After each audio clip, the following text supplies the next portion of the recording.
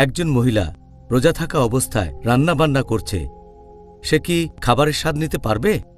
এখন আপনি যদি রান্না করার কথা বলেন, হোক সেটা পুরুষ রাঁধুনি বা মহিলা রাঁধুনি, সহিহ বুখারীর একটা হাদিস আছে, খণ্ড নম্বর 3, বুক অব ফাস্টিং, অধ্যায় নম্বর 25। এখানে ইবনে আব্বাস বর্ণনা দিয়েছেন যে রান্নার সময় তরকারি বা খাবারের স্বাদ নিলে রোজা ভেঙে যায় না।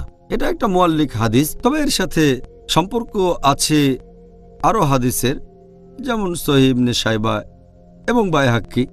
এভাবে এই হাদিসকেও বলা হয়েছে সহিহ। এখানে বলা হয়েছে যে ইবনে আব্বাস রাদিয়াল্লাহু আনহু তিনি বলেছেন রোজা অবস্থায় সিরকা এবং খাবারের স্বাদ নেওয়া যাবে। এই হাদিসগুলো প্রমাণ করে যে রোজা থাকা অবস্থায় খাবারের টেস্ট নিতে পারেন, তবে সাবধান থাকতে হবে। খাবার গিলে ফেলবেন না, ওটা আপনার পেটে চলে যাবে না। আর এই কারণেই বিশেষজ্ঞগণ বলেন যে কাজটা প্রয়োজন হলে করবেন, তা না হলে বাদ। যেমন ধরেন ইমাম আহমদ ইবনে হাম্বল তিনি বলেছেন খাবারের স্বাদ নেওয়াটা মাকরু যদি না এটা আবশ্যক হয়। এরপর শেখ ইবনে তাইমিয়া তিনি বলেছেন যে এটা মাকরু যদি না প্রয়োজন থাকে। আর যখন এভাবে খাবারের স্বাদ নেওয়া প্রয়োজন হবে, তখন নিজের জিহ্বার সামনে রাখবেন যাতে বুঝতে পারেন যে সেই খাবারটা মিষ্টি নাকি ওটা নোনতা স্বাদ। তারপর খাবার ফেলে দেবেন, গিলে ফেলবেন না। এটা করলে রোজা ভাঙবে না।